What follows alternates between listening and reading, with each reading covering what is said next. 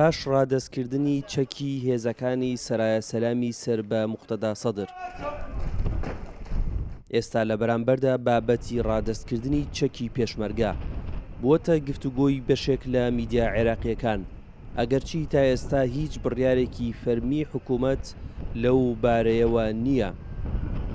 بەڵام بەرپرسان و فەرماندە سەربازەکانی هێزی پێشمەرگە نایانەوێت پێشمەرگە بەراورد بکرێت بەو گروپانە.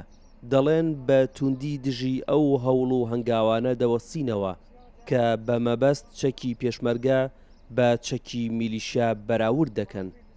پێشمەرگە خەتی سوورە، کەس بۆی نییە تەداخولات بکە.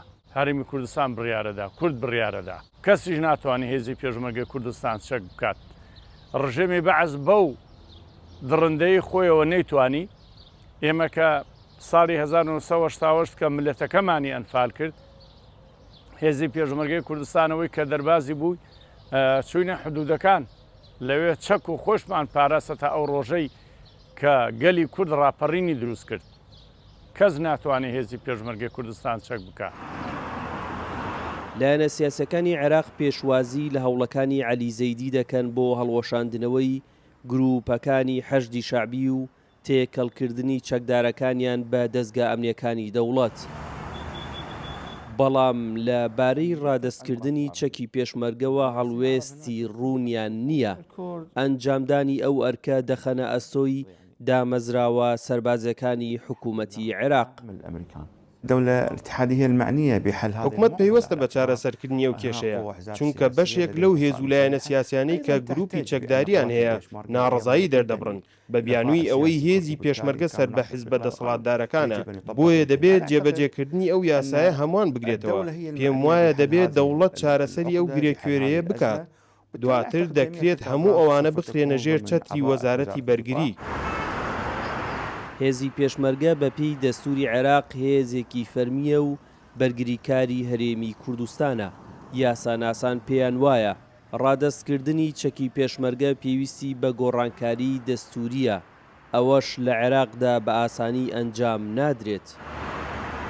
هەر گۆڕانکارێک لە دەقی یاسای دەستور پێویستی بە کۆمەڵێک بنەما بنچینە هەیە. یەکێک لەوانە پێویستی بە دەنگدان هێواتە ئەبێ ڕایگشتی تێدا هەبێ و ئەهەمیەتی پێشمەرگەش لە ساڵی 2005 لە مادەی 121 لە بڕگەی پێنجەم زۆر بە جوانی شیکراوەتەوە. ئایا هێزی پێشمەرگە چی دەسەڵاتێکی پێدراوە و کێ ڕاستەوخۆ سەرپەرشتی ئەکات؟ دەسەڵاتی پێشمەرگە پاراستنی سنووری هەرێم و ئەمنیەت و ئاسایشی ناوخۆیە، نەک ڕاستەوخۆ بچێتە ژێر دەسەڵاتی هێزی فیدڕاڵ. چاوەڕوان دەکرێت لە ماوەیەکی نزیکدا هێزەکانی عەسایب ئەهلولحەق و هێزەکانی بەدر و چەند گروپێکی دیکە هاو شێوەی سەرایە سەلام بە شێوەیەکی فەرمی چەکی خۆیان ڕادەست بە حکوومەتی عێراق بکەن.